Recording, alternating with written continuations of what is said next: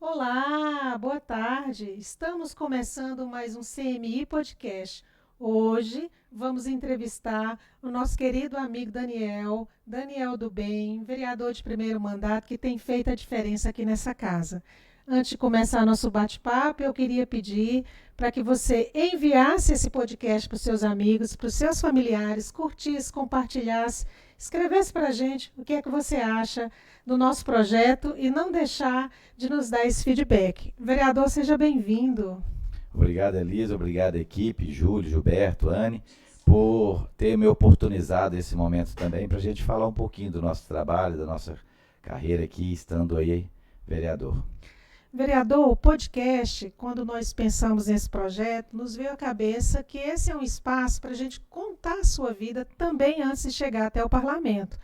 O que a gente percebe pela nossa experiência é que por trás de um vereador tem um homem que quase 100% das vezes já era um homem público, alguém que já lutava com o público por uma causa, uma motivação, né?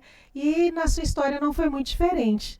Então, antes da gente chegar a falar daquele Daniel que foi presidente da Associação de Moradores, eu queria saber, o senhor é de Ipatinga ou o senhor veio para Ipatinga? Elisa, eu quero dizer que eu sou de Ipatinga, porém não nasci na terrinha. A minha mãe era professora no interior, né? E de lá eu nasci e vim para Ipatinga. Então eu nasci no Boachá. Quem nasce no Boachá sempre é boa gente, né? Então, mas eu vim para Ipatinga, eu nasci em março e vim para Ipatinga em junho do mesmo ano. Então eu sou da terrinha, né? Só nasci. Foi só o ato de nascer. Mas eu não me importo com isso. Eu vejo assim que a gente carrega a energia do lugar, a força do lugar e que está na minha história. E eu não nego, nunca neguei, aliás, até gosto de dizer que eu nasci do Boachá. Até porque o picolé faz o lugar ser inesquecível, né?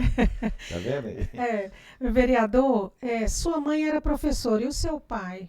Meu pai trabalhou na Uzi Minas também, naquela época da implantação. Meu pai trabalhou na Uzi Minas até 1963, quando teve, então, uma auditoria na Uzi Minas, uma empresa que ficou muito famosa, os antigos vão lembrar, chamada Buzalen. E a Uzi Minas tinha mais de 20 mil funcionários. Então, essa empresa veio para quantificar e apontar onde é necessário tantos trabalhadores e o que deve ser feito. Então, nessa época, muitos trabalhadores foram transmitidos, foram terceirizados, foram transferidos para outras empreiteiras e tudo. Meu pai, ele foi, então, transferido nessa época, em 64, para terceirizado, né? E aí, muitos trabalhadores que eram diretamente ligados aos Minas passaram a fazer parte do quadro das empreiteiras, né?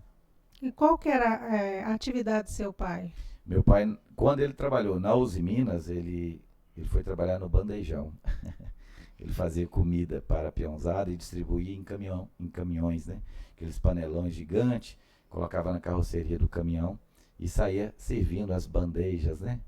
E aí ele ficou ali muito tempo. Quando veio essa questão da assessoria da Buzalen, percebeu que o restaurante poderia ser terceirizado. Inclusive, na época da 7 de outubro de 64, que é uma data muito marcante, meu pai estava, naquele momento, servindo refeição no local onde estava a repressão. E ele teve que sair pelos fundos, abandonou o caminhão, como tudo, foi uma correria louca para salvar-se daqueles tiros. Meu pai foi um que teve que rastejar na linha férrea até chegar ali próximo ali a estação Pedra Mole, né?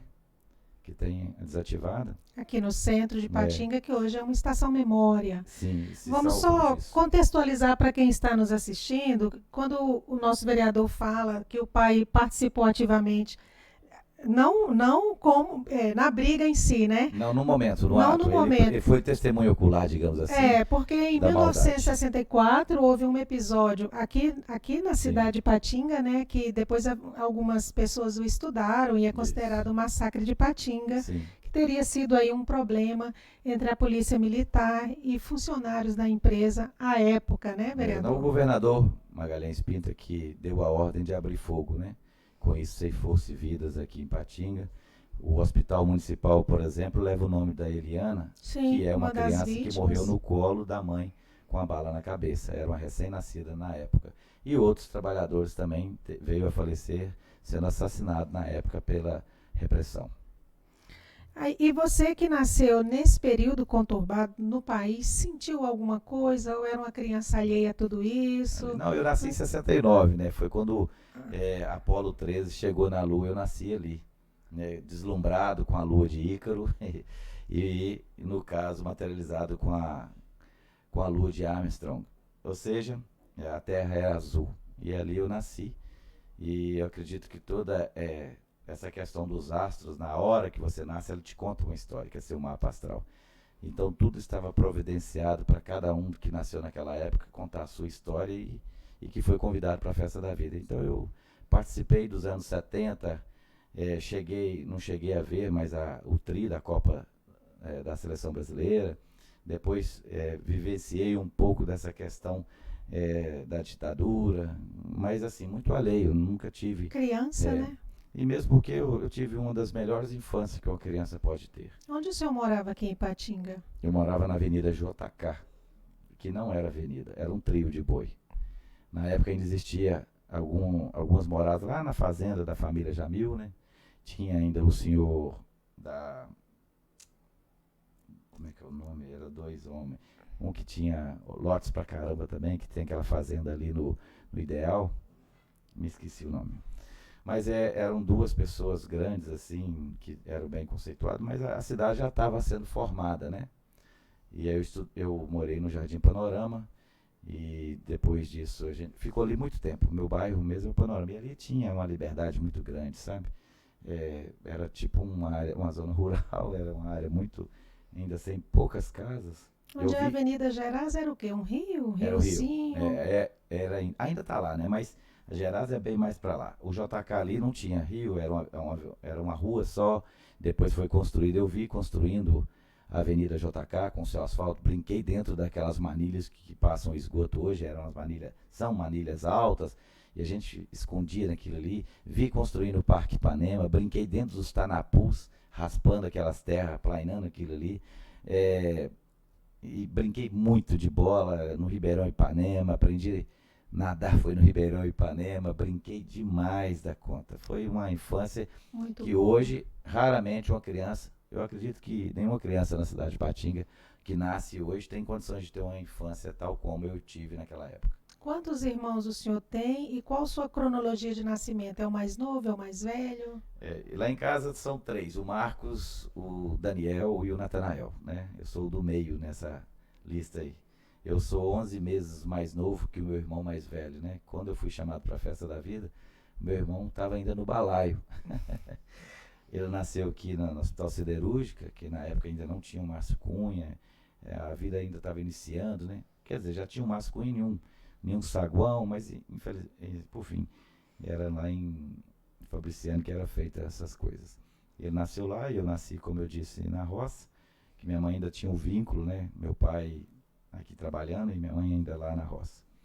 E o Natanael nasceu aqui depois de uma forte doença que a minha mãe teve na época. Ela teve tuberculose e ela até, inclusive, à época teve desenganada pelos médicos, mas o antigo doutor e querida Abelha, doutora Abelha, que tinha na Poços de Caldas, cuidou e salvou a vida da minha mãe. E depois disso que ela se curou, veio o Natanael, que é o meu irmão caçula, né? E a gente está aí. Com quantos anos o senhor entrou na vida pública do bairro, né? Porque, para quem nos assiste, o Daniel foi presidente da Associação de Moradores do bairro que ele mora. Daniel é empreendedor, ele que não trouxe para a equipe aqui, mas isso fabrica um chocolate que não tem condição, tá? Eu fabrico o melhor chocolate caseiro de Minas, né? É o puro e verdadeiro chocolate caseiro, com o doce sabor das montanhas de Minas, né? Eu estou na vida pública desde que de 8, 9 anos, quando eu me tornei vicentino, da primeira conferência Mirim da Igreja Católica aqui em Ipatinga. Que lindo! E eram crianças que resolveram, sendo supervisionado por adultos, né? Nós ingressamos então na primeira conferência Mirim Menino Jesus, do bairro Jardim Panorama. Isso deve ser por volta de 77, 78. Ai, não me lembro mais. Como meu pai e minha mãe sempre foi de igreja, a gente sempre esteve dentro da igreja católica, né? Meu pai como coordenador daquela comunidade, que é lá no Morro, hoje chama Jesus Misericordioso, mas ainda eu a trato como comunidade Menino Jesus por causa do vício da fala, né? Da gente que viu nascendo aquilo ali. E de lá, em 1983, a gente mudou para o Caravelas, que desde então a gente tem participado ali da vida social daquele bairro com time de futebol, também na igreja, as famosas barraquinhas, festas julinas, juninas, festa do padroeiro, que lá o padroeiro é São Pedro e é em junho. Depois disso, a gente, movimentando nisso, eu fui coordenador de pastoral, coordenador de grupo de jovens, coordenador de comunidade, coordenador da paróquia, coordenador do regional, coordenador diocesano, enfim. A gente andou em todos os níveis de coordenação da Igreja Católica aqui de Ipatinga, dando a nossa colaboração, aprendendo, né, e participando da evangelização efetivamente. E depois que a gente saiu dessa questão da frente da igreja, eu disse, eu vou doar um tempo na Associação de Moradores, que ela estava toda desarticulada, e precisavam ter um ritmo, porque eu entendo que essas autarquias, essas entidades, conselhos, associações, elas valorizam a participação popular e merecem sim ter ali créditos e até pelos gestores da cidade ser valorizado. E pauta o município também, né? Porque somos nós por nós mesmos, a gente vive e convive no bairro. Sabendo dessas dificuldades de convivência no bairro com determinadas situações, a gente pode enumerar, pode, como você disse, pautar o município para que seja resolvida essa questão do bem comum. Porque quando você resolve para o coletivo, o bem comum, todos saem ganhando. Então, se a gente peleja por um bairro melhor, tem que dar a nossa contribuição. Então, se eu quero a minha rua limpa, por que eu vou jogar lixo fora? Inclusive, o lixo que eu ponho para fora, ele é meu até que o caminhão o recolha. Então, se vai um cachorrinho lá desavisado e espalha o lixo para a rua fora, eu identificando, eu vou lá e recolho, porque ele ainda me pertence. Eu só passa a ser do lixeiro, dos garis ali da empresa, a partir que eles recolhem. E aí eu não deixando esse lixo também misturar, eu estou participando assim dessa limpeza, né? E além de outras, esse é um exemplo muito mínimo, mas é lógico que tem outros exemplos maiores, jogar entulho em áreas públicas é também um jeito de poluir, de estragar o bairro, sendo que eu pelejo para ter um bairro bacana, né? Essas coisas assim. E aí, eu entrei então com uma chapa em 2013, me salvo engano, e a gente teve a maior participação popular em associações, em votação, em eleição de associações aqui em Ipatinga. Foram para mais de 2.000 votos.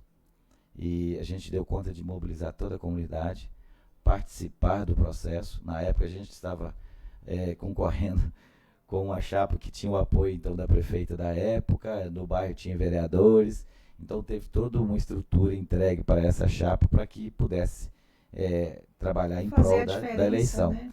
Mas a gente viu que o povo já estava cansado dessa mesmice, daquilo tudo, daquela inoperância do título Associação de Moradores e não fazer nada. A gente veio com essa proposta de mudar o ritmo. E assim a gente se deu conta de ser eleito, e muito bem eleito na época, para nossa alegria.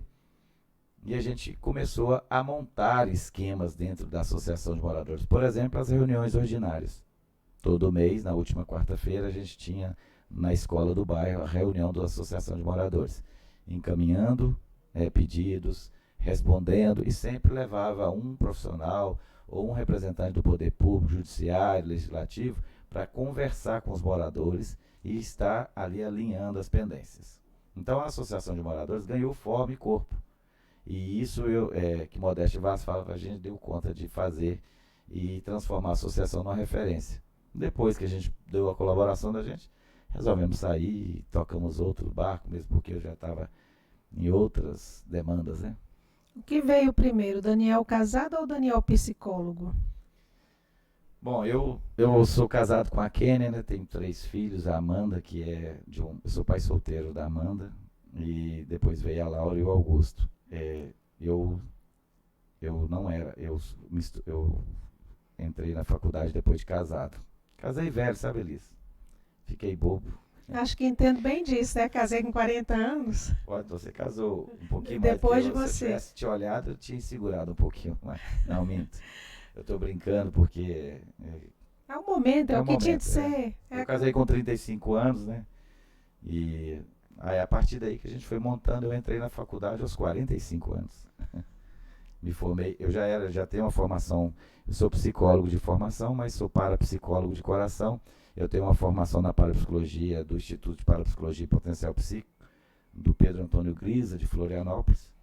E depois disso eu vi necessidade de aprofundar mais nessa questão do poder mental, nessa questão do comportamento, da vida social, e explicar algumas perguntas que a gente carrega ao longo da vida. E por isso me ingressei na Academia da Psicologia e fiz a faculdade casado, né? Inclusive já era pai da Laura. O Augusto é que nasceu junto com o curso da psicologia. Daniel, o senhor trabalhou na prefeitura, foi secretário de assistência social. Eu vejo com uma pegada assim muito latente, né, nessa área da assistência. Poderia também se chamar, além de Daniel do Bem, Daniel da Assistência, tranquilamente. Quais foram os feitos que a gente pode dizer para quem nos assiste que foram deixados aquele legado seu como um Daniel da Assistência? Olha, Elisa, o Daniel da Assistência nasceu por causa do grupo político que a gente frequentava à época e com isso nós fomos indicados para estar à frente da pasta e eu tive um aprendizado maravilhoso com Ângela Torres, que à época estava na prefeitura, e eu peguei muitos ensinamentos dela. E eu até digo assim que como eu já tinha uma vivência no sentido social, do coletivo, né, eu era já intercessor da dor alheia, onde todos procuravam, a gente encaminhava, fazia algumas coisas, algumas movimentações em prol daquele pedido. Quando eu entrei na assistência, já é uma outra pegada, porque quando se fala em assistência, ele se liga nessa questão de ajudar o outro e tudo. Sim, mas tem que ter política pública. E já não é um assistencialismo, e sim prover políticas públicas de direito desses que menos podem e que dela precisam. Então, quando eu fui indicado para assistência, eu percebi que não era assistencialismo, e sim que tem que ter uma estrutura para ser entregue de direito para essa pessoa que dela precisa. Então, a gente, chegando à frente da assistência, um mundo de coisas. Aí, o SUAS tinha sido regulamentado há pouco tempo, e a gente vivendo toda nova condição, depois veio a 13019, que é o marco regulatório. A gente vivenciou muito essas coisas e eu me apaixonei de fato por essa estrutura da assistência social, porque ela é ampla e ela não tem cara, ela não tem cor, ela não tem padrão social.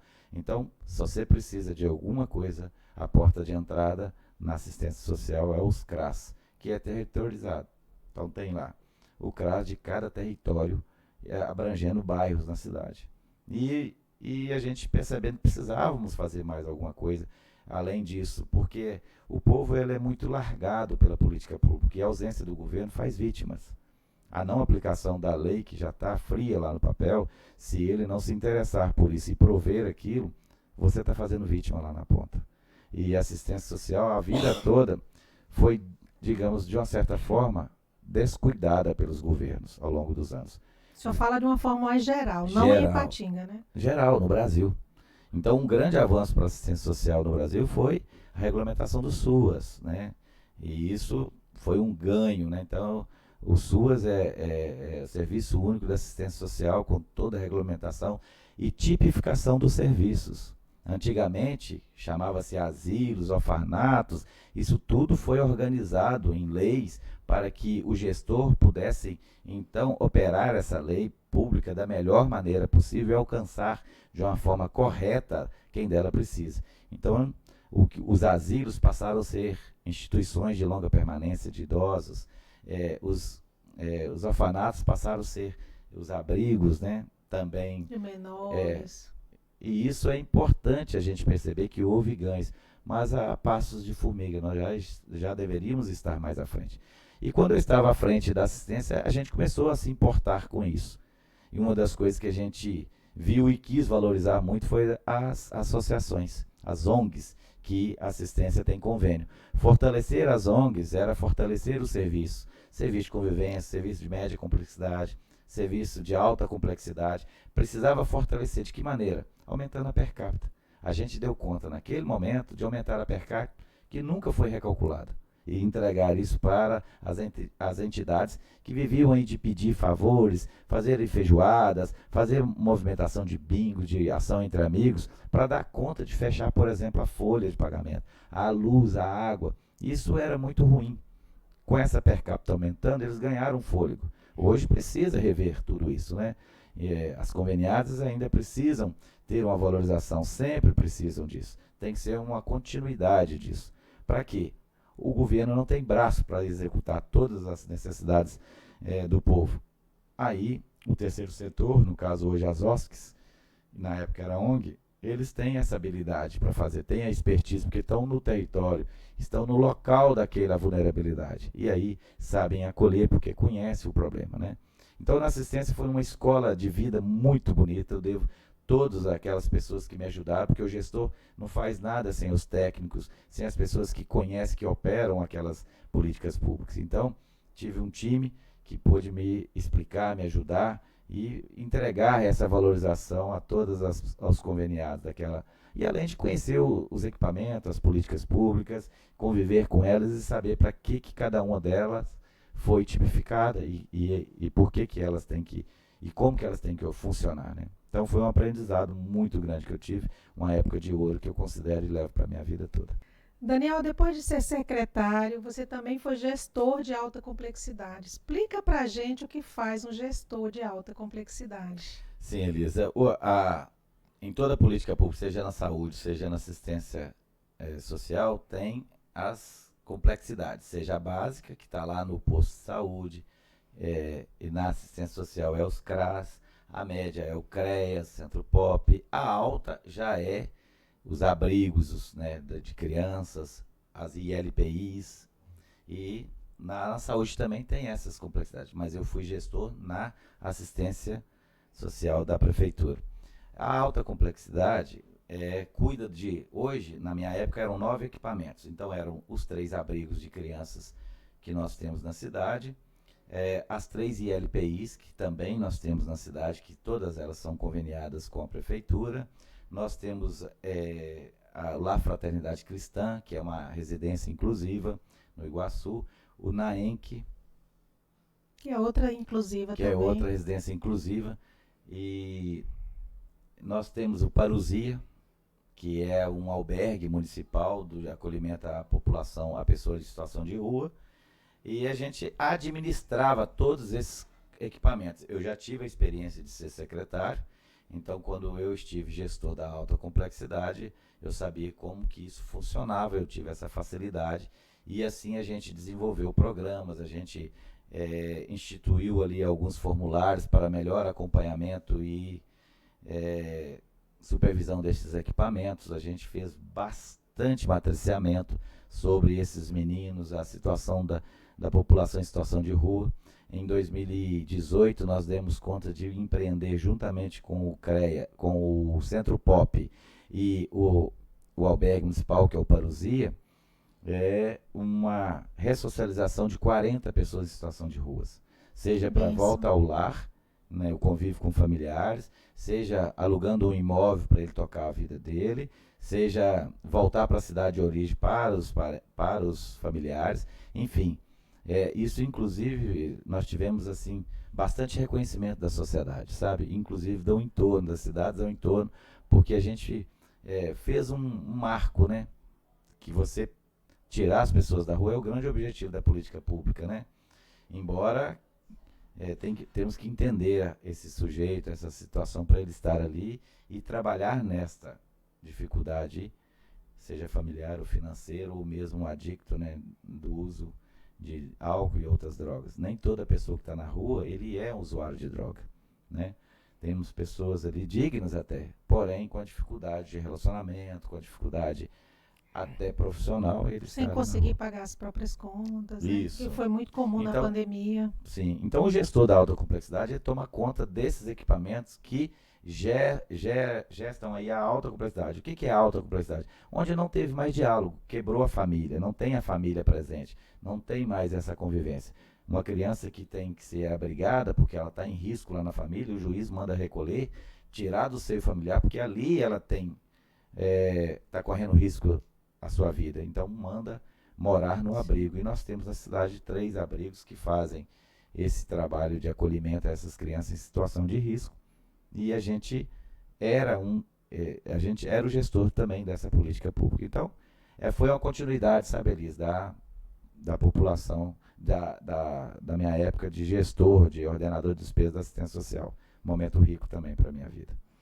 Olha só, depois que você passou pela prefeitura, você pulou na Câmara. Aí foi ser gerente, né, da integração com a comunidade, que é um setor também que dialoga, né, sempre está aí apto com o plenário para as entidades, para as pessoas que aqui vêm, apresentam às vezes um seminário.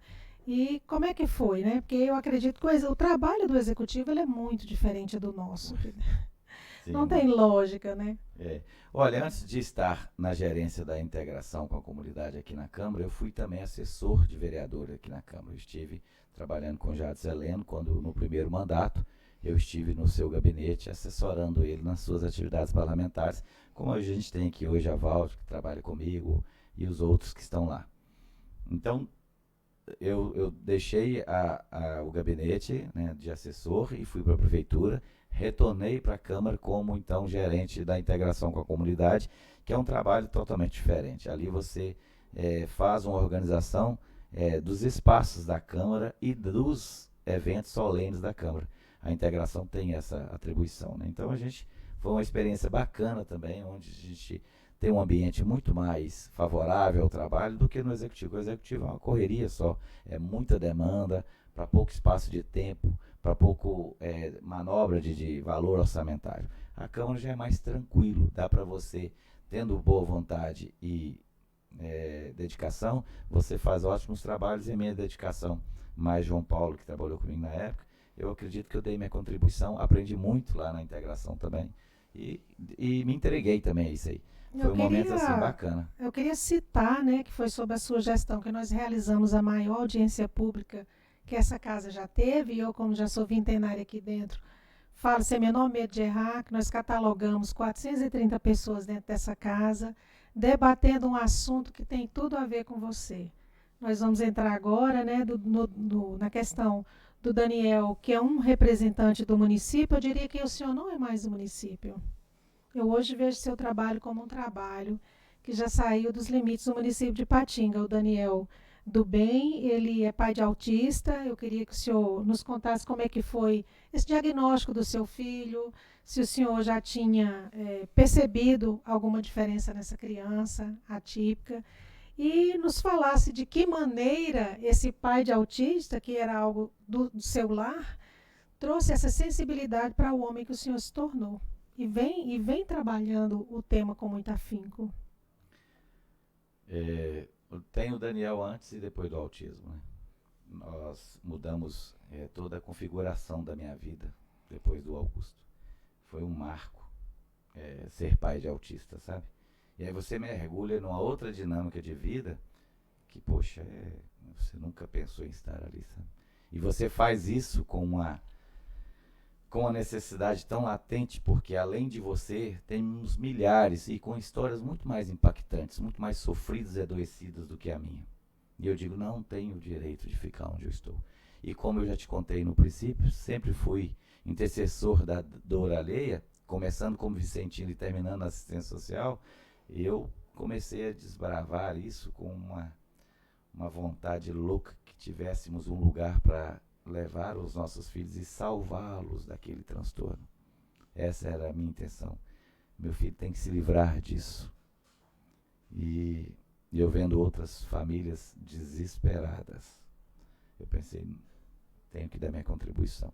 Então eu fui colocado nisso por uma paternidade.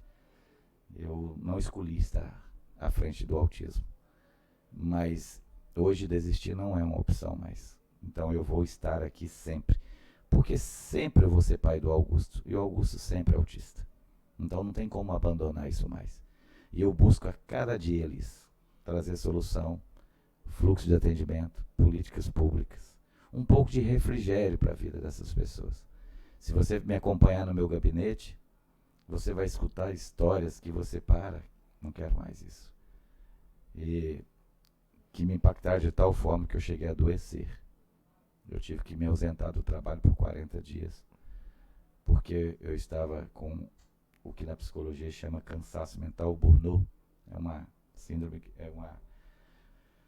um cansaço mental, um desgaste. E você não consegue mais dormir, comer, você não consegue interagir, você tem medo de criança. Eu tenho medo de choro de criança, não posso escutar. Então, isso devido a ter escutas adoecidas, escutas pedindo socorro, embora eu me sinta um pouco impotente diante delas. Por isso eu preciso muito que o gestor da cidade entenda a necessidade e que já é motivo de políticas públicas. É saúde pública, o diagnóstico do transtorno do espectro autista.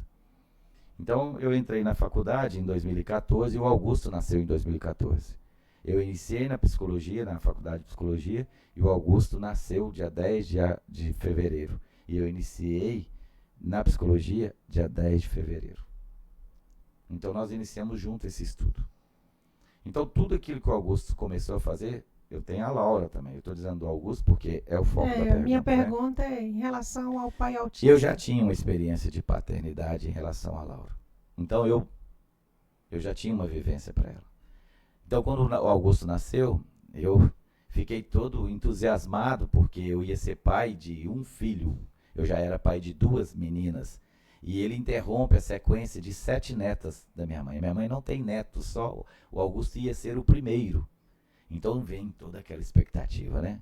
Poxa, eu vou levar para jogar futebol, vou levar para o estágio. Campo. O primeiro presente que eu dei para o Augusto foi uma bola.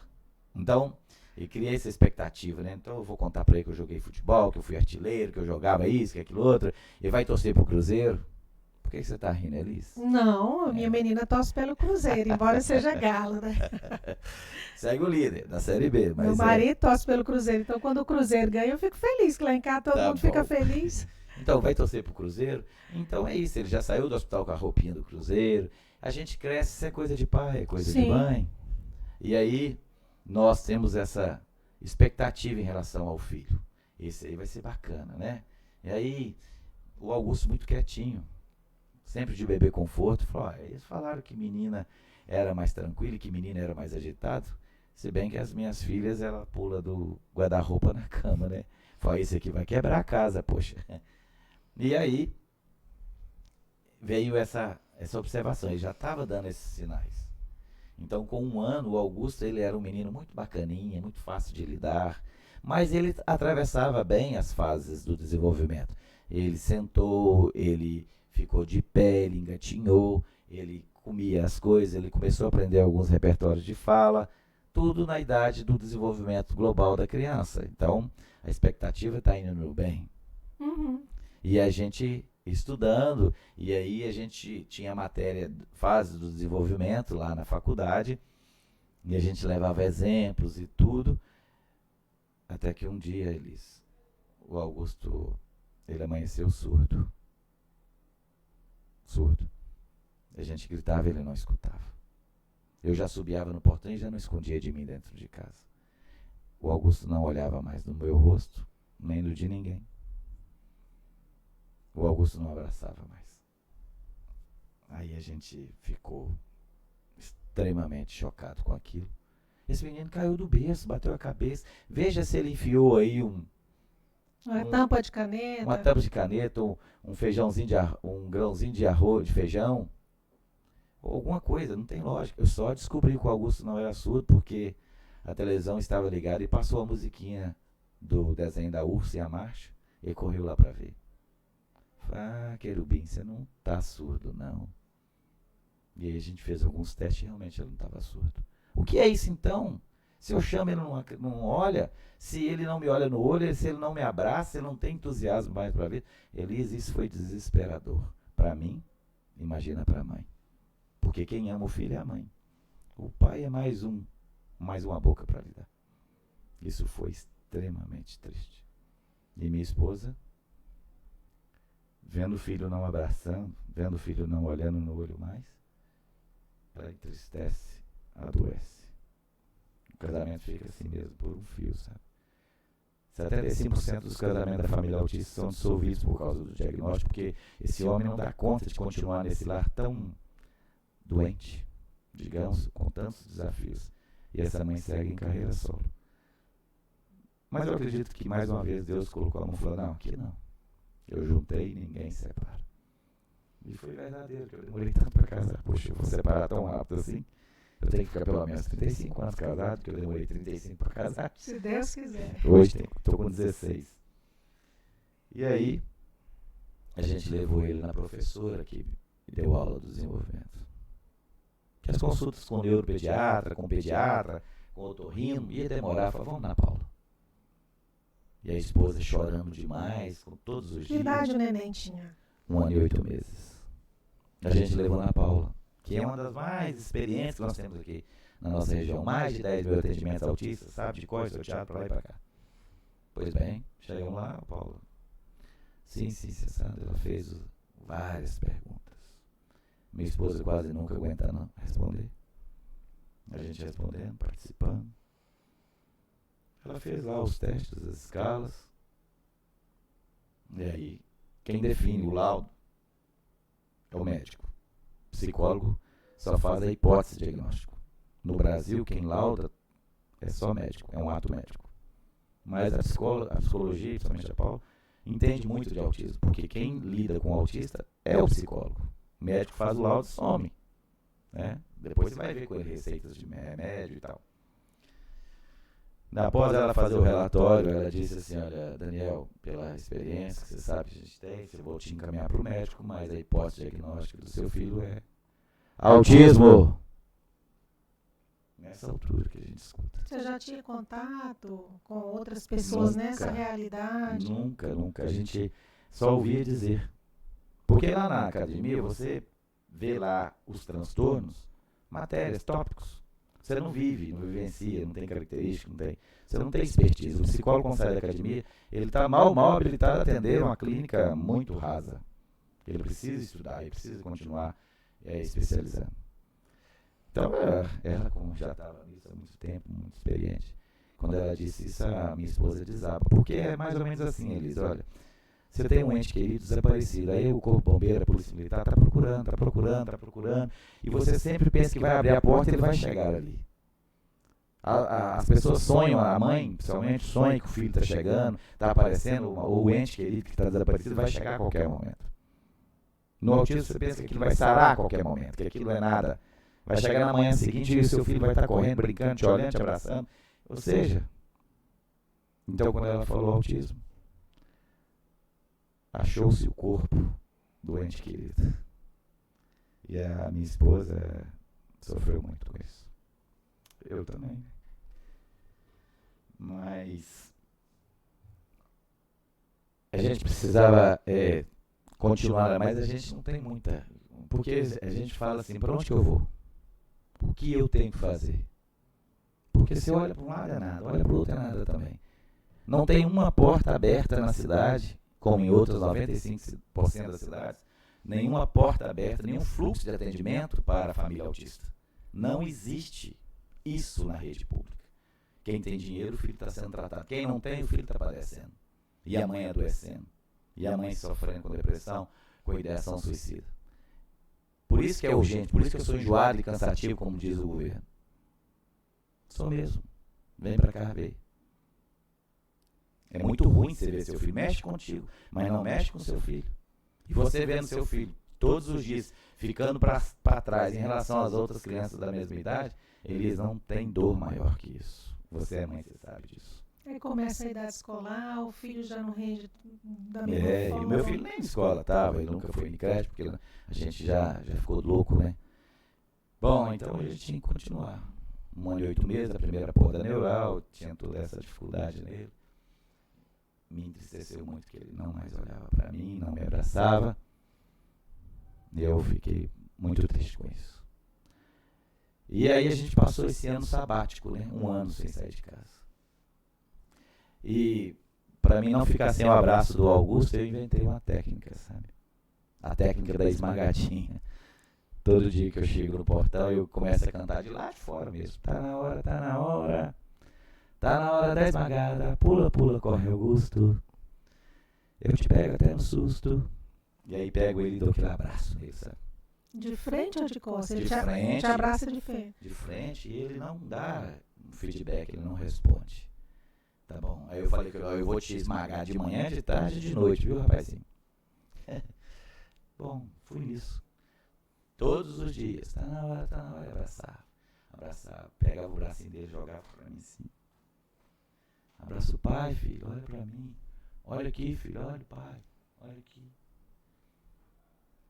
E ele não abraçava eles. Passado aí, e eu não larguei disso. Todo dia. Saí um pouquinho, que se eu voltasse em casa eu dava uma esmagada. Saí, voltava. Fui fazendo isso, sim, ensinando ele. Inventei o abraço urso, abraço polvo, abraço formiguinha, abraço macaquinho. Inventei todos os tipos de abraços para engraçar o momento e ele me dá o feedback. Pois bem, um dia, 16 de agosto de 2017, ele me deu um abraço espontâneo. Estou muito emocionada com a sua fala, porque quando o senhor fala que se sente assim, impotente, eu queria te falar como uma mãe atípica, que você veio para ajudar essas famílias depois que veio ao cargo público, e você tem feito muita diferença no acolhimento dessas famílias. Por onde é que eu vou? Meu filho está assim com essas características. Você tem dado aula, você tem procurado psicólogos, grupos de professores, está incansável. Então eu queria te abraçar com as minhas palavras, que você não tem sido impotente, você tem sido muito importante. Eu me emociono com você, porque não é fácil, eu sei que não é fácil. E aí essa minha conquista me realizou como pai, porque foi uma semana depois do Dia dos Pais. Isso me fez, sabe, sentir, porque como diz a canção, o melhor lugar para ficar é dentro de um abraço. E aí eu passei adiante, eu choro todas as vezes que eu conto essa história, eu não consigo. Porque realmente ganhar um abraço espontâneo é uma felicidade, se tratando de uma pessoa típica, de um autista, que não gosta de toque, tem dificuldade sensorial. Então, enfim. E eu não desistia, eu falei, agora ele vai falar que me ama, quer ver? E eu fui atrás desse eu te amo, papai. E aí fui. Aí todo dia eu permanecia dando esmagada, ganhando abraço. E ele foi se familiarizando com isso, foi familiarizando isso. Aí eu criei outra técnica. Filho, toda vez que você fala que ama o pai, e toda vez que o pai fala que te ama e que você responde que também me ama, nasce uma estrela no céu. Como ele era não verbal, ele foi tentando falar, eu te amo, pai. Mas eu queria certinho, para contextualizar, para afirmar isso aí. Então eu desenhava a palavra para ele ver, para ele copiar. E aí um belo dia que eu deitando, contava histórias, aí, às vezes eu deito junto, até hoje eu durmo com ele. Aí quando ele pega no sono, eu levo ele para a cama dele ou eu saio da cama dele, né? E aí quando eu dei um abraço, que eu falei assim, filho, o pai te ama, que ele falou assim, também te amo, papai. Nossa Senhora. Aí eu apagou a luz assim, aí eu comprei aquela estrelinha fluorescente, preguei no teto, tá? Então quando apagou a luz, ela brigou, fala, filho! E até hoje, o teto do quarto dele é rodeado de estrelas, e toda noite eu dou um abraço no Augusto e falo, pai, filho, o pai te ama. E ele fala, também te amo, pai. Então são conquistas, e eu nasci na psicologia com o autismo. Então eu me tornei um psicólogo especializado em terapia cognitivo comportamental, para aproximar mais um pouco disso. E após eu entrar na causa autista, eu conheci a Associação de Pais, né? Sim. O CIA, e aí estive no CIA, e logo depois eu fiquei à frente do CIA, foi quando nós fizemos aí a maior audiência pública que essa cidade já teve, e falamos do autismo naquela noite, e logo depois a gente fez um convênio com essa casa, e as reuniões ordinárias do CIA acontecem ainda aqui no plenário da Câmara, todo primeiro sábado, a gente sempre traz uma pessoa para falar da causa, e eu fui movimentando, criamos eventos, e criamos também, na época, a gente também criou uma lei. A gente escreveu uma lei na época, e essa lei, ela era a lei dos direitos e da diretriz da política pública do autista, ainda enquanto presidente do CIA. E essa lei foi aprovada na Câmara, isso foi em agosto de 2019, e foi mandado para o Executivo sancionar. Porém, quando chega lá, o Executivo resolve vetar a nossa lei. Isso trouxe muita adoecimento, tristeza para nós, e a gente ficou muito revoltado, e aí quando uma lei é vetada, ela volta para a Câmara para avaliar o veto. E aí os vereadores que avaliaram o veto resolveram, então, aprovar o veto. E a nossa lei acabou. Isso nos trouxe muita indignação. Esse fato me trouxe para a política. Esse fato é que me fez ser vereador. Aquele estalo, não, eu vou sair, eu quero sentar lá para eu fazer a Porque diferença. as mães que ficaram indignadas com esses vereadores que antes aprovaram e depois derrubaram, a gente percebeu que não tinha ninguém por nós. Que todo mundo fala que apoia a causa, mas quer a foto e vai embora. Não querem labutar, porque não é fácil defender a causa autista. Não é fácil. Você tem que ter, sobretudo, coragem de disposição. Porque todos os dias tem problema na causa autista. Se não é na escola, é no posto de saúde, é no supermercado, é em todos os lugares, porque não existe nada em favor de conscientização, em favor de atendimento ao autista. Sendo assim, essa lei vetada, a gente se indignou e as mães foram conduzindo isso de uma forma e me perguntando se poderia ser eu, e no dia 20, esse veto foi no dia 21 de outubro. Em 2020, aí teve eleição onde é que eu me candidatei, e a história você já conhece. Como vereador, tem muitas leis de sua autoria já, né? As pessoas às vezes acham que o vereador fez qual lei? Mas uma lei, sobretudo, quando mais vai subindo a pessoa, deputado, senador e deputado federal, mais difícil fica. Sim. Porque a lei tem o rito próprio dela, tem a tramitação na casa, precisa ter parecer, muitas vezes aquele parecer não está em consonância, né? Embora as comissões são soberanas. Eu quero citar para o senhor algumas leis que a gente pesquisou, né? Tem essa lei sancionada em 2021, que dispõe da diretriz da política municipal de proteção das pessoas com autismo. Se me permite, Elisa. Essa lei foi aquela lei que foi derrubada. Lei. E eu disse assim, olha, eu vou ser vereador e nós vamos trazer essa lei de volta. E eu, entre 420 candidatos, Elisa, eu fui o 9º mais votado. Não porque eu sou o Daniel do bem, e sim porque a causa tem um clamor por representantes autênticos, par e par, que querem, de uma forma muito bem feita, apoiar a causa. Pois bem, fui eleito, tomei posse em janeiro. Antes de tomar posse, eu estive com o prefeito Gustavo Nunes e disse: prefeito, nós vamos trabalhar junto, eu preciso do senhor. Ele falou: pois não, nós vamos trabalhar juntos. E aí eu disse para ele: eu quero reeditar a lei que foi injustamente, desonestamente vetada. E com isso, a gente reeditou a lei. Tinha diferença entre a primeira lei e a segunda? Nada. Basicamente só atualizei alguns dados, né? Algumas informações na justificativa. É a mesma lei vetada. E aí, pois bem, alinhei com o Executivo, apresentei a lei no Legislativo. Ela foi amplamente apoiada e aprovada nas 2 votações. Ela segue para sanção, porém, nós precisávamos dar dignidade a esse ato. Então nós fizemos um dos eventos mais lindos que eu considero que eu dei conta de fazer, e inclusive serviu para modelos para tantos outros, porque é importante o evento. Nós fomos no Parque Ipanema, em plena pandemia, no dia 13 de março de 2021, e o prefeito Gustavo nos atendeu e sancionou a nossa lei em praça pública. Para mais de 80 mães que puderam estar presentes, no sentido de, porque como estava a pandemia, não podia superlotar, porque se deixasse, era mais de 1000 mães lá, porque o momento era nosso. Nós estávamos comemorando alguma coisa que ressuscitou, e a gente agora tem que dar glórias.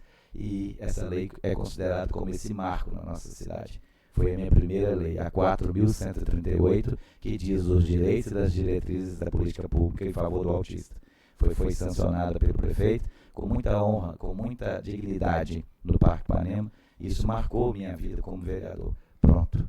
Mas tem outras leis que eu acho que você vai continuar. Sim, tem a 452, né, que é a que dispõe dos laudos médicos com prazo de validade. Ora, é muito difícil, porque se não tem tanta oferta de médico na rede, e você tem que pagar do seu bolso, coisa que nem sempre as famílias têm condição de pagar, por uma consulta médica, como é que esse laudo de autista, que até então se sabe que nem sempre é reversível, não é isso? Não existe estudo de que seja um transtorno reversível, você tem que pagar para ficar tendo acesso àquele laudo, para que seu filho tenha direitos. Isso não só para o autismo, eles ficam pedindo, por exemplo, para paralisia cerebral. Eles ficam pedindo aí laudo renovado, atualizado, para pessoas 100% deficientes visuais. Ou seja, só se vier um milagre. Né? E para o autista a mesma coisa. Se ele está laudado, é um laudo digno, que foi feito por um profissional de respeito, que tem toda a consistência, foi feita avaliação neuropsicológica, enfim. Ele está laudado, ele é uma pessoa autística. Uma vez autista, nunca mais. Não recebe alta deste diagnóstico. Pois bem, qual que é a finalidade, se a pessoa é autista pela vida toda, você exigir para a renovação da matrícula um laudo atualizado? Aí você vai no posto, não atende, vai na policlínica, não atende, vai no hospital, não atende, lugar não atende, não tem esse fluxo na rede. Então você tem que ir para a ordem pública, para fazer pagamento particular. Então você vai no médico, você paga 300, 500, 600, até R$1.000 para atualizar o laudo. E aí você leva isso lá, ano que vem a mesma coisa, né? Olha, não tem sentido. Então essa lei vem para dar essa economia, mas também, sobretudo, mostrar que isso é para valer. Que nós não estamos brincando de ser autista. Que uma vez autista, sempre autista. Essa lei também nos deu alegria porque tirou essa necessidade de estar sempre tendo que comprovar, tendo que pagar, que atualizar o laudo, coisas que a família autista não tem condições financeiras. Então, no município de Ipatinga é proibido pedir uma reavaliação de laudo? Seria isso o termo? Isso. Por exemplo, passe livre, atualização de matrícula em escolas, convênio com entidades, clubes. Não tem necessidade. Já está laudado. E esse prazo é indeterminado. Então, aqui em Ipatinga tem essa lei. No estado também agora tem essa lei. Então, no estado de Minas Gerais também. Vem a 4165. Eu tenho citado aí para quem nos assiste, porque são leis realmente, né, que dão muito gosto de saber e de nos provar do ponto de vista pedagógico para que serve um vereador. Né? Eu que às vezes tenho a oportunidade de receber crianças, até adolescentes aí no plenário para explicar. A Lei 4165, ela vem proibir a soltura de fogos de artifício com estampido. O Daniel já era conhecido, mas depois dessa lei, o Daniel explodiu como um fogo de artifício. O senhor deu muita entrevista, o senhor foi para as rádios, o senhor apareceu muito, né? Juntamente com o seu colega que coassina essa lei com o senhor. São mais dois, né? Sim. Essa lei, eu convidei aqui de uma forma muito fraterna 2 outros vereadores para assinar comigo esse projeto de lei, pela relevância que eles também ocupam em termos de vereança. O Fernando Hatzig, ele é um defensor assíduo da causa animal, que é muito prejudicado pelos fogos de alto estampido. E o Coronel Silvano, que ele é coronel reformado do Corpo de Bombeiro e entende sobremaneira de fogos de artifício. Então a parte técnica e a parte emocional, digamos, da lei estava junto, que é a causa animal e a causa autista. Porque os fogos de artifício, eles prejudicam demais os autistas. O meu filho, ele corre, ele bate a cabeça. Outros autistas, no dia que soltam foguetes aqui, eles batem a cabeça, eles gritam, eles choram, eles têm prejuízo enormes com isso, que não acabam quando termina o barulho. Eles permanecem, porque aquilo ressoa, desorganiza, e ele vai ter que passar por uns dias se equilibrando, se organizando, entrando de novo naquela rotina que ele estava antes desse episódio. E os animais, os cachorros escutam 12 vezes mais do que os humanos. Então, quando eles são expostos a esse barulho, eles chegam a urinar sangue, eles enrijecem, eles suicidam, no sentido de pular de onde que estiver, saem correndo, atravessam avenidas, são atropelados. Os idosos não suportam esse barulho, os recém-nascidos, os doentes acamados. O foguete não faz bem nem para quem solta, porque ele solta e sai correndo. Então, a sua alegria não pode ser a minha desgraça. Então essa é uma lei que infelizmente o vereador só pode proibir a soltura. Eu queria que eu tivesse poder de proibir a fabricação e a comercialização. Só que isso já é uma pauta que já está tramitando no Supremo. Pois é, o senhor teve em Belo Horizonte com deputado, o senhor teve com federais. Estive com o governador. Para o governador proibir a comercialização de foguetes em Alto Sampira aqui em Minas Gerais, como fez São Paulo. E como é que foi esse encontro? A gente é acolhido, né? A gente é acolhido. Então aí o que a gente fez? A gente foi nas bases. Então os deputados, eles acolheram isso e vão tramitar o projeto aqui em Minas Gerais.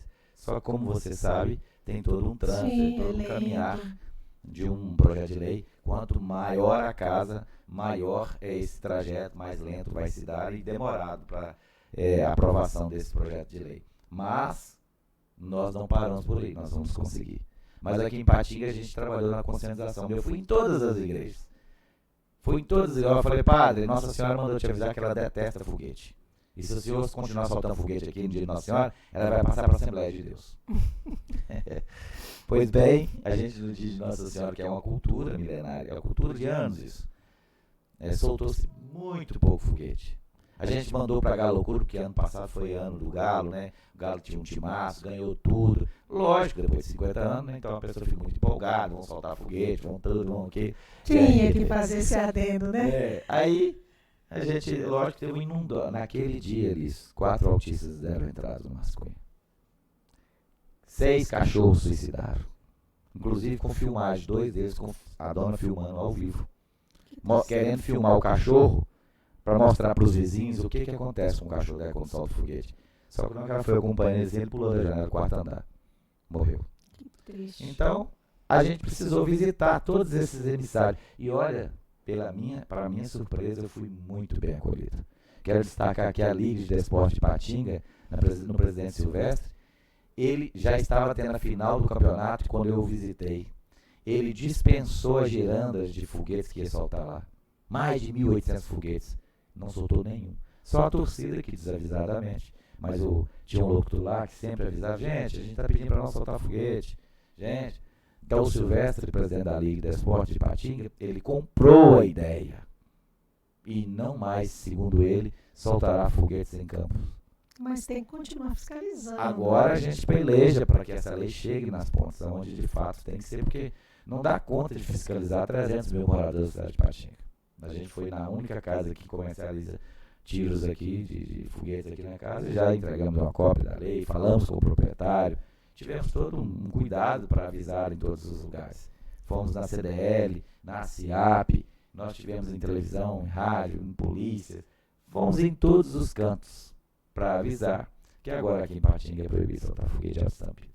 E, por meio de Patinga, tantos outros municípios vizinhos. Nós já mandamos para várias outras câmaras. O senhor visitou muitos municípios, tem visitado muitos municípios, tem levado essas leis originárias da casa. É um ganho para a gente ser um bom exemplo. Tá? Mas eu não fiz para ser conhecido, sabe? Eu Sim. fiz por causa da necessidade, da dor que causa o foguete. E está na nossa mão. Então a gente não fica com o discurso de empatia, com o discurso de fazer uma sociedade mais justa, igualitária, mais fraterna. Está na hora de tirar o discurso e fazer a prática. Como você pode fazer? Evite soltar foguete. Você já está evitando aí o dano para o autista, o idoso, o recém-nascido, o acamado e a causa animal em geral. Vereador, o senhor foi além do autismo, tem outras leis, tem o banco de medicamentos que a gente queria citar aqui, né? Olha, o banco de medicamentos marcou por motivos alheios, mas Olha, o banco de medicamentos é uma realidade, é uma política pública que funciona, porque você, na sua casa, você tem uma farmacinha que você começou a ter um mal, o médico te receita um remédio, você usa ou não se dá com o remédio, encosta, ou você já sarou, evita de tomar o resto e deixa aquilo lá, no prazo de validade, conservado, em bom estado. Você doa até para quem pede. Quem nunca? Né? Tô com dor de cabeça, tem uma analgésica aqui, te entrega uma analgésica. Então, essas coisas a gente pensou porque nos grupos do WhatsApp do autismo, mãe, todo ano isso, pessoal, todo ano aquilo. Estou precisando de 10 gotas, estou precisando aqui de 5 gotas de arpejo, eu pago assim que eu comprar, que o meu acabou. Isso acontece, é real. Eu pensei, gente, isso dá para ser oficializado, dá para ser uma política pública, dá para a gente oficializar isso, porque a gente já tem uma entidade que faz isso há anos aqui em Patinga, que é a Farmácia Esperança no Horto. Inclusive, já teve convênio com o município para organizar essa distribuição gratuita de remédio a quem dele precisa. O que era para fazer? É só organizar e dar publicidade ao fluxo, que poderia ser via unidade de saúde, que hoje já são responsáveis para descarte. Se você quer descartar um medicamento, não pode jogar no lixo, porque tem uma lei municipal que proíbe. Então você tem que levar na unidade de saúde. E aí, essa unidade de saúde é encarregada de descartar corretamente esse medicamento. Por que não o inverso pode ser também? Na promoção da saúde. Ou seja, essa unidade de saúde pode pegar esse medicamento e fazer uma avaliação e deixar para a equipe que vai olhar, ver se está em bom estado, cartela com os invólucros todos bem líquidos, se estiver aberto não pode ser doado, não é qualquer remédio que vai doar, não, eu tenho esse meio vidro líquido aqui, não vai ser assim. Então, essa questão da lei do banco de medicamentos é uma lei importante e é uma lei solidária. Eu vejo que a política pública, se for implantada pelo Executivo nesse banco de medicamentos, vai ajudar muita gente. Daniel, gostei muito da sua lei, que determina a troca de sirenes. Foi a última lei aprovada do senhor, né? Vem uma outra aí, mas essa foi nas escolas por sinais musicais. Explica para quem está em casa, para quem está no trabalho, quem está no ônibus nos assistindo. Olha, essa lei da sirene é um detalhe que me fez criar. A lei, essa sirene que tem nas escolas é aquela de alto estampido também, de altos decibéis. Ela é aquele contínuo, que é aquele sonoro fino que vai a vida toda. E os autistas que estão dentro da escola, principalmente próximo da sala que está próximo dessa sirene, eles se desorganizam. Só que esse autista não diz que esse barulho ou desorganiza, faz esse impacto. Ou seja, tem que ser percebido pela assistente ou pela professora, que muitas das vezes já está ali preparando para ir embora, para sair para outra sala, para o recreio, os alunos saem tudo e não vê aquela desorganizada que o menino deu. E teve um fato assim. Então eu já encontrei, o meu filho autista também já teve essa desorganização com sirene, e aí me veio à cabeça essa questão. Por que não trocar? Por que trocar? Por que não trocar? Troque. Ou seja, a escola percebendo, a escola dele hoje percebeu que isso não contribui e está à procura de uma sirene que atenda esses intervalos e o final da sala. E troca a sirene por uma sirene musical. Então, e não precisa trocar de imediato. Pode ter tempo para entrar no orçamento, por exemplo, no caixa escolar do ano que vem. Pode ter esse espaço de tempo para melhor planejar. Então, eu até entrevistei um diretor de escola que nos informou que o fato de ter tirado essa sirene do automático, né, acionar com a mão, rapidinho, só para sinalizar, só um toque para falar, né, final dessa aula, início da próxima aula, já ajudou muito as crianças que tinham essa desorganizada por causa do barulho alto e contínuo. Vou te contar um caso, não sei se está corrido. Não, tá tranquilo. Olha bem, quando o meu filho foi para a escola, a gente não sabia como é que ele ia ser recebido lá, então já enche o coração da gente de medo. Então tem uma estratégia para você levar esse filho lá e ele ser menos impactado com a nova rotina, que ele não saberia o que tem pela frente. Então precisava de ensiná-lo a ir para a escola. Então, o que chamamos de agenda social. Eu fotografei ele trocando de uniforme, ele entrando no carro, no trajeto, o muro da escola, o portão, a tia que estava em pé lá recebendo os alunos, o pátio, toda a escola, a cantina, o corredor da sala, a sala, as carteiras, os alunos, a professora regente e a professora auxiliar dele. E aí montei uma revista com essas fotos. Fui lá, imprimi e contava, de manhã, de tarde, de noite. Olha o Augusto trocando de roupa, olha o Augusto com o uniforme da escola, olha a mochila do Augusto, que lindo. E aí fui contando, fui narrando essa rotina, porque todo autista precisa de previsibilidade. Porque ele se organiza melhor, saindo daqui não vão para ali não. Então eu mostrando esse trajeto, mostrando tudo que vinha pela frente, ele se organizava e sabia, isso vai estar acontecendo, está previsto, então está tranquilo, estou indo bem aqui, já conheço na história. Então chegou lá, viu o muro da escola, entrou, a tia que eu fotografei estava lá esperando, o corredor, aquela gritaiada, aquele monte de menino indo para a sala, chegou na sala, a professora estava lá recebendo ele e a assistente da sala também lá. Pois bem, continuou a sala, ele se adaptou super bem, mais do que o nosso medo, para nossa surpresa, que a gente estava muito inseguro se ele ia ou não ser recebido em sala de aula, mas eu não tinha desenhado a sirene. Então, quando terminou a aula e que passou para o intervalo, a sirene soou. E ele pôs a mão no ouvido e saiu correndo. Perdemos o Augusto. Ô mãe, vem cá buscar o Augusto que ele desorganizou, eu não estou sabendo o que é. Aí, nela contar, ela disse, porque na hora que tocou a sirene, ele gritou, não, acho que não gostou do barulho, é isso. No outro dia, ela, com muito carinho, ela colocou o celular para despertar 1 minuto antes, para dar a previsibilidade que o autista precisa. Olha, Augusto, daqui 1 minuto vai tocar aquela sirene, aí nós vamos tampar o ouvido e vai dar tudo bem, tá ok? Olha, Augusto, falta 10 segundos, 9, 8, 7, 6... E aí ele tampou o ouvido, ela... Mesmo assim, ele ainda ficou agitado para o recreio, com medo, não querendo. Teve que gastar ali uns minutos para trazer ele para aquele lugar. Depois disso, a escola, percebendo isso, a escola começou a tirar do automático e também só sinalizar. Pronto, Resolveu. Não teve mais isso. Então é um fato simples que a gente pode colaborar.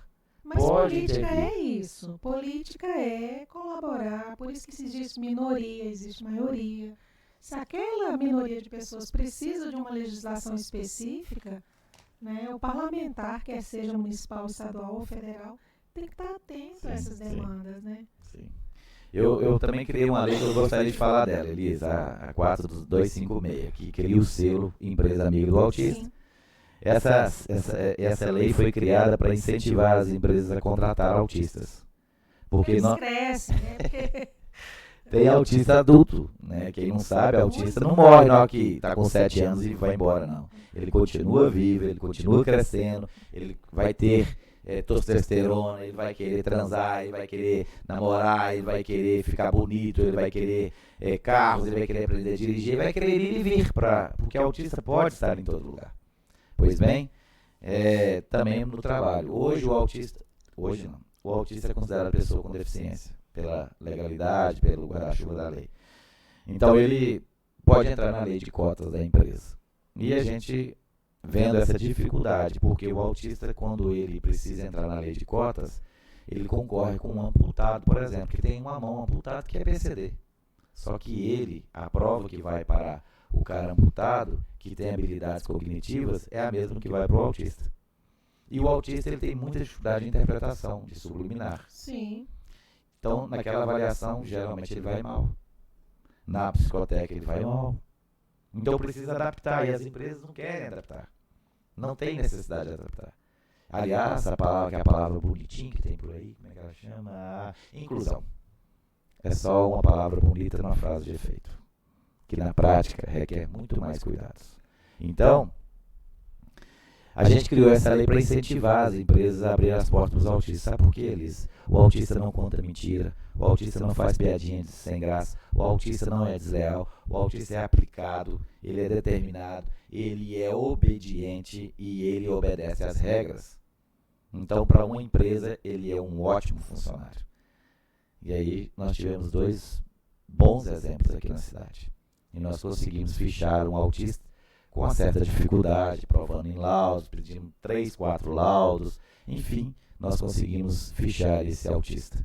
E esse autista tem demonstrado que tem muita capacidade de estar no cargo que está. Inclusive, toda a loja melhorou o relacionamento. Todo o estoque da loja, que ele é estoquista, todo o estoque daquela grande loja, que é uma rede nacional que tem no país, melhorou. E eles já perguntam, como é que você fez para organizar seu estoque? Tem um funcionário chamado autista aqui. E esse autista ele é organizado.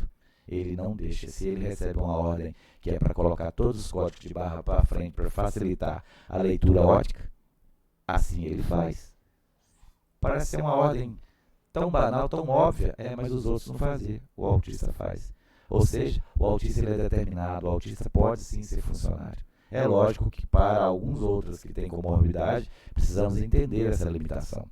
Mas os autistas considerados de suporte 1, eles podem sim disputar, como nós temos autistas médicos, professores, motoristas, artistas, empresários, nós temos autistas de vários jeitos. Nós temos autistas hoje que nem laudados são, mas que descobriram através do filho que são autistas e estão casados aí. Enfim, temos essa possibilidade. E essa lei, o selo da empresa amiga dos autistas, é para incentivar essa empresa a contratar autistas. Aí, essa empresa receberá um brasão do município dizendo que ela é uma empresa amiga dos autistas, uma empresa social, inclusiva, ou seja, ela pode explorar aquele homenagem, aquele certificado nas redes sociais, na parte social, dizendo sim que é uma empresa que contrata pessoa com deficiência e o autista é um deles. Bacana, Daniel. Daniel, mas tem que avançar muito ainda, né? Nossa, Elisa, todos os dias eu tenho a impressão que eu enxuguei uma montanha de gelo que tem 3 para frente aí para enxugar. Porque mesmo a gente fazendo, eu já fiz rodas de conversa em mais de 70 lugares. É muito interessante isso aí que o senhor tem feito com o professor, uma espécie de... Já fui praticamente em 50%, 60% das creches, eu fui em todas. E eu já fui em muitas escolas. Inclusive a Superintendência Regional de Ensino já nos convidou, já falei para diretor, já falei para escolas. Enfim, eu não tenho preguiça para falar, porque eu preciso que as pessoas entendam. E aí eu criei o meu projeto, já tem 5 anos que eu faço isso, né? Chama Autismo, Conhecer para Acolher. Isso é uma roda de conversa que eu faço para bater papo sobre o autismo. Se você tem uma dúvida, se você tem um pré-conceito, a gente pode conversar sobre. E aí você deixa de ser tolo a vida toda e só é naquele momento que a gente conversa. Pois bem, mesmo a gente indo em escolas, conversando, indo em empresas, a gente tem visto, mesmo por onde a gente passou, ocorrências desagradáveis em relação ao autista. Então a gente percebe, eles não entenderam ainda. Precisamos continuar, precisamos intensificar. E todos os dias, Elisa, eu saio de casa para falar do autismo com essa convicção, que precisamos mostrar o que é autismo para as pessoas conhecerem e assim acolher melhor as pessoas autistas. Daniel, eu quero perguntar para o senhor sobre o seu pai, porque eu vi que ele é um fofo. O senhor postou outro dia que ele caiu do telhado, ficou muito machucado. Nossa, vi aquela fofura de pessoa, se recuperou, graças a Deus. E das suas meninas, para que a gente não seja injusto, né? E só fale do Augusto. Tá bom. Como é que é o papai Daniel, o pai de menino nessa sociedade tão maluca que está ficando cada dia mais perigosa com menina? E eu não sei porquê, mas as minhas filhas ficaram bonitas, sabe? O cavaco caiu longe do toco, como diz o outro, né? A Amanda é uma menina linda, né? Chegou dos Estados Unidos aí, morou lá 5 anos, eu fiquei 5 anos longe dela. É uma menina proativa, de uma alegria contagiante, uma pessoa extremamente sensível e humana, participativa. Ela entrosa bem em qualquer ambiente que ela se encontra. Ela é professora. E hoje dá aula de inglês, né? Como morou nos Estados Unidos 5 anos, ela foi fazer esse intercâmbio. Então ela dominou o falar em inglês, que é diferente do The Book on the Table, né? Hoje ela ensina as pessoas a conversação, dá aula em escolinha. Pessoa muito bacana, ela é adorada por onde passa. Não é porque é minha filha, mas a Amanda, ela tem essa prerrogativa das pessoas gostarem dela de graça. Não sei por que eu não sou assim. Ela puxou isso natural. Porque para gostar de mim eu tenho que ter uma segunda chance, sabe? As pessoas eu não emplaco de primeira. Eu trabalho muito isso para evitar ter esses desencontros. Eu fico até preocupado em ser chamado de tudo bem por causa disso, sabe? Mas eu sou uma pessoa tão difícil, tão carne de pescoço, sabe? Tão enjoativa, né? Como diz uma certa pessoa, diz que eu sou enjoativo, cansativo, porque exijo muito, cobro muito. Enfim. Mas a Amanda não é assim. A Amanda é uma pessoa extremamente comunicativa. Ela é solteira. Tá bom, Elis. Quer dar o telefone, o endereço, onde encontra? Só quero falar, porque ainda não existe o Daniel Vô, né? Não. Porque eu não tenho idade, né? Brincando. A Amanda é solteira, ela já tá na idade já de ter... Mas como eu casei com 35, ela pode casar com 35, né? Tem tempo. Tem um momento dela, né? E eu tenho a Laura, de 11 anos, que é uma garota também muito bacana. Teve o prejuízo no sentido de relacionamento por ser irmã de autista, ela já denunciou isso, que ela queria ser autista para ter a mesma atenção, a gente acorda, a gente tem que fazer essa leitura.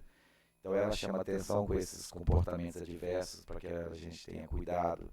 Então ela nos ensina a ser pai de criança neurotípica, né, que não tem nenhuma dificuldade, porque todo mundo gosta de carinho, de atenção e de ser respeitado. Não que eu não faça isso, porém a gente olha muito para o Augusto e ela fica lá. Então, de vez em quando, ela dá esses acordes em nós e a gente percebe isso. E é a gente tem se dedicado a isso, a ela, sabe? Devo muito a ela essa questão de mediar isso. E aí é isso, mas acredito que a gente tem que observar, cada um é de uma maneira e cada um tem uma intensidade e, portanto, devemos também vibrar nessas duas diferenças, tanto de um como de outro. O seu pai, Daniel, será que essa coisa de mexer com comida veio dele? Não sei, o meu pai, Elias, meu pai é o melhor homem do mundo, cara. Eu devo muito ao Sebastião. Um cara de 80 anos, teve um acidente traumático, teve uma queda grande, teve um traumatismo craniano, quebrou o pulso, quebrou o nariz. E meu pai, ele ainda está com sequela. Meu pai está confuso. Eu pensei até que ele tinha um AVC, teve um AVC. Saí com ele correndo no domingo, né, à noite. Não sabia. Eu fui para a UPA, e fiquei na UPA até 6 horas da manhã. Com ele lá, fazendo exames, urina, exame de sangue e tudo. Ele confuso, não conheceu um ou outro, não sabia que dia era hoje. Ele não almoçou, porque não, já almocei. Eu tinha ido à missa com ele de manhã, ele não lembrava, hoje é sábado, amanhã você vai me levar na missa. Estava muito confuso, não tinha espaço espacial dele, o senso espacial dele estava fora, tremendo demais. Falei, nossa, levei lá na UPA, fiquemos lá fazendo exame, esperando resultado, muito tempo, né? Aí foi afastado a questão do AVC, mas eu ainda estou investigando, ele apareceu uma infecção, foi medicado, tá lá. Tudo é uma sequela desse tombo trágico que ele teve. E aí a gente assiste o seu pai, que era uma pessoa tão risonha, tão alegre, tão participativa, fazia os mexidinhos dele, os torresmos dele, e hoje não sabe onde está, né? Não tem condições, está com incontinência urinária. Enfim, cara, você fica assim, achando que é injusto isso. Porque o meu pai, ele é uma pessoa muito humana, cara. Eu percebo assim que é um ser humano limpo, sem maldade. Nunca vi ninguém falando mal do meu pai. Nunca, nunca. E eu nunca vi meu pai ofendendo ninguém. E eu fico pensando, nossa, que aprendizado, né? Então eu estou atravessando esse momento um pouco crítico em relação à sequela do meu pai, vivendo e aprendendo a ser filho de idoso, né? Que precisa de um suporte o tempo todo. Então a gente exige muito da gente. A gente tem que parar, conduzir, fazer manejos lá dentro de casa, colocar os horários dos remédios à vista para que as pessoas possam acompanhar, levar, buscar, perguntar, né? Ou seja, tentar dar a ele alguma rotina, atividades para ele se sentir útil também. Sua mãe está viva? Minha mãe está. Minha mãe também está passando por dificuldade, fez uma cirurgia também pôs uma prótese na perna, tem artrose, então está lá se recuperando também. Rapaz idoso. E aí a gente está nesse momento, sabe? Isso exige muito da gente, sabe? E bem-aventurado aqueles que cuidam desses pais, né?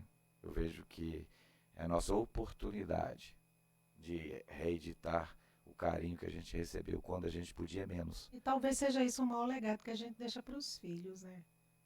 Eu acredito que sim. Hoje eu deixei minha filha e meu filho, o Augusto, brincando com meu pai, eu falei assim, eu tenho um baralho lá, falei, vamos brincar de jogo da memória, para exercitar meu pai, né? E aí o Augusto brincando, onde é que tá a carta e tudo, lá brincando, para enturmar. Aí eu ainda sou daquele de pedir benção, sabe? Eu peço benção a meu pai até hoje, minha mãe, todos, eu moro no mesmo lote que eles, todos de benção pai, benção mãe. E eu exijo que meus filhos também me tomem benção e tomem benção dos avós, porque é muito bom ter avô, né?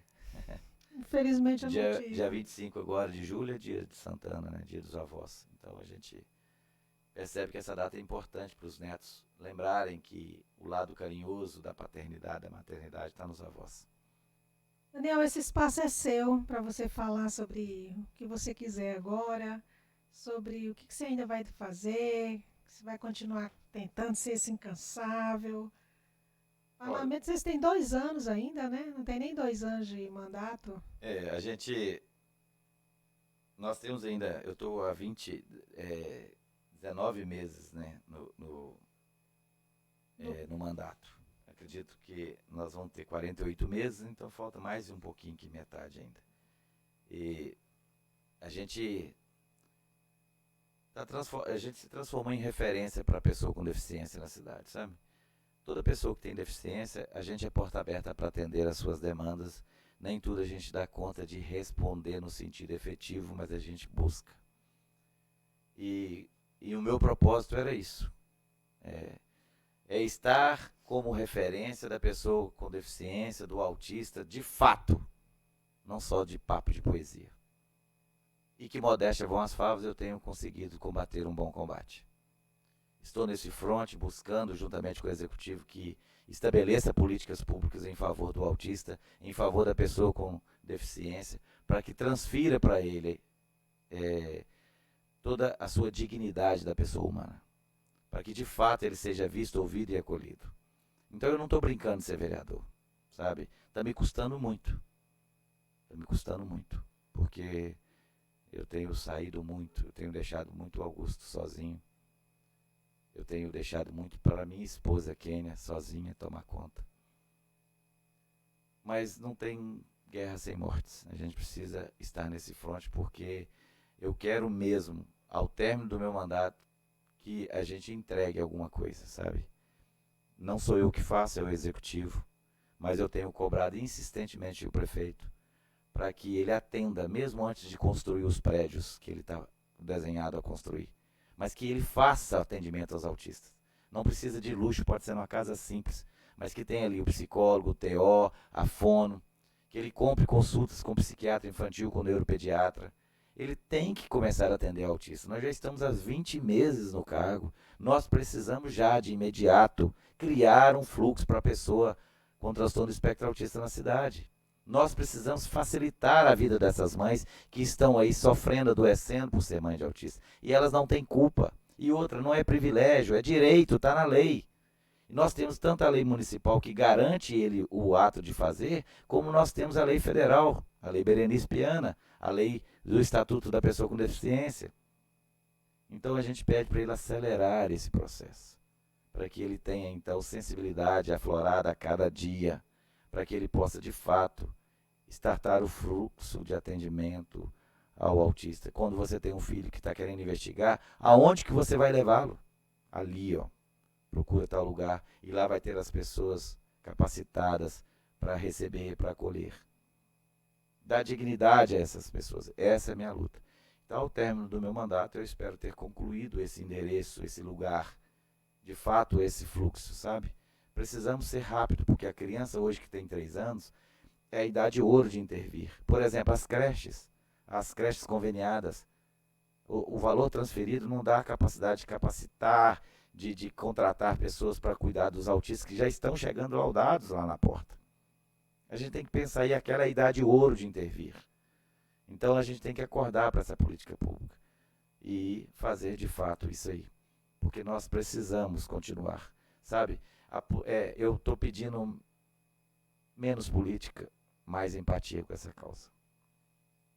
Porque nós, políticos, assim, ou pais e mães de autistas, somos considerados pessoas briguentas, enjoadas, que só falam disso, que só buscam isso. Mas é disso que nós estamos precisando. Então não tem como ser outro. A gente precisa ser esse barraqueiro, esse barraqueira, para brigar o tempo todo, porque não tem, cara. Passa pro lado de cá para você ver a minha dor, o meu sofrimento, que representa inúmeras mães de autistas que buscam uma porta. Então eu tenho... E ainda bem que o Gustavo é um prefeito que aceitou nos ajudar. A gente com ansiedade de pai, de psicólogo, a gente peleja para ser mais rápido. Não deixar faltar medicamento na ponta. Porque um autista sem um medicamento que ele é distribuído, que é o Risperidona, a Ritalina, que é distribuído pela rede, se não tem, estoura lá na sala de aula, porque ele está desorganizado, ele está agitado, ele não está tendo como participar. Aí essa professora transtornada liga para a mãe, manda buscar, a mãe vai frustrada, mais um dia que esse filho não pega a aula, mais um dia que esse filho não participa, não faz a sua relacionamento interpessoal, enfim, tem toda uma consequência do não fazer. Um problema de rede, né? De rede. E a gente é enjoado desse jeito mesmo. Mas a gente precisa ter empatia com essa causa. A gente precisa perceber que existe mesmo um adoecimento, um grito pedindo por ter esse fluxo de atendimento à pessoa com deficiência, à pessoa autista na cidade de Patinga. E eu espero, do fundo do meu coração, que estando nesse cargo, aproveitando a liturgia desse cargo, eu possa construir realmente. Eu possa edificar, juntamente com o executivo, juntamente com todos. E a todos que precisarem, eu sou porta aberta para a gente ir junto. Eu não tenho condições de fazer o que me pedem, mas eu tenho onde pode fazer. Então a gente vai dialogando, vai conversando. Por exemplo, agora na escola tempo integral, Elis. Como que o autista sem remédio, sem médico, vai funcionar numa escola de tempo integral? Isso tem que ser pensado. Eu vi que tem uma lei do senhor tramitando, né? É um projeto de lei. O que é o projeto de lei 143? É que esse projeto de lei vai facultar a esse autista estar ou não no tempo integral. Por quê? Ele tem que ter condições médicas para estar no tempo integral, que quebrou toda a rotina. Primeiro ele sai daquela rotina da sala de aula, entra no ônibus com mais 30, 40, 50 crianças, viajam 5, 6 quilômetros para chegar num lugar, aquela gritalhada, que é correria, um monte de bolsa, para estar ali, ele vai se desorganizar. Alguns dão conta, outros não dão conta. Para esses que não dão conta e não podem estar ali, é que a gente está fazendo, é a exceção. E graças a isso, o executivo vai poder responder a essas famílias em que o filho tem que ser tirado da escola, em que a mãe não tem condições de pagar um tratamento para ele, que não tem na rede, um medicamento que ela não tem condições de comprar e que na rede esteve faltando. Ou seja, essa é uma resposta. Olha, tempo integral não pode fazer. Então a gente está buscando uma resposta para esses alunos que são exceção para o tempo integral. E eu espero que é mais uma atenção que a gente está fazendo para a causa autista e eu espero que seja tramitado, que seja aprovado esse projeto de lei para que dê a essa família uma opção de estar ou não ali segundo o laudo médico, equipe multidisciplinar, enfim, tudo isso. Então esse é meu trabalho. Esse é o meu trabalho. E eu todos os dias estou cada vez mais buscando melhorias para a família PCD e a família autista. Hoje, nosso bate-papo é com o vereador Daniel. Espero que o senhor retorne a um podcast aí com um novo tema, talvez um tema só específico, né? Da sua luta, da sua causa. Agradecer ao senhor pelo espaço, pela oportunidade, dizer que é um prazer grande trabalhar com você. Tá? A gente está à disposição, em meu nome e em nome dos demais servidores. A gente finaliza esse episódio do CMI Podcast. Você pode nos acompanhar em tempo real, nas reuniões de comissão, sessões ordinárias e extraordinárias, nas audiências públicas, seguir a gente pelas redes sociais da Câmara, deixar seu recado, mandar aquele direct que é respondido, aqui na casa é respondido, e também ao próprio Daniel. Daniel, vamos deixar para quem nos assiste quais são suas redes sociais, aquela que o senhor presta conta de seu trabalho de vereador. Nós temos todas, né? Mas o mais é o Instagram, @DanielDoBem. Nós temos o Facebook, Daniel do Bem Ipatinga. Nós temos o canal no YouTube, Daniel do Bem. Nós temos o WhatsApp, que pode falar conosco, que é 8311-7041, além do 382-912-19. Essas são minhas redes sociais. Siga aí, Daniel do Bem, no Instagram, e vocês vão ver meu trabalho todo lá. Elis, quero te agradecer e pela oportunidade. Inclusive, quero até dizer também a respeito de um novo trabalho que eu estou encampando, que é o portal Cidadão Participa, que é um jeito fácil, prático e moderno da gente acessar. Você que tem alguma reclamação, denúncia, elogio, solicitação de serviço, acesse lá, portal cidadãoparticipa.com.br/Daniel do Bem, escolha, faça lá qual que é o serviço que você quer fazer, reclamar, denunciar e tudo. Preenche o seu cadastro e a gente vai encurtar essa, que muitas vezes o munícipe não sabe aonde reclamar na prefeitura, se é onde. Então a gente vai fazer essa indicação ao executivo, que é uma maneira legal da gente solicitar ou reclamar, e aí vai trazer a solução. Então o portal Cidadão Participa é mais um avanço que a gente tem nessa questão de participar. Eu quero agradecer também a Elisa e toda a equipe da Câmara por ter me trazido esse lugar, essa oportunidade de falar de mim, de nós. Muito obrigado. Vamos em frente, trabalhando com fé e esperança. Este é o CMI Podcast. Nosso muito obrigada e até a próxima edição.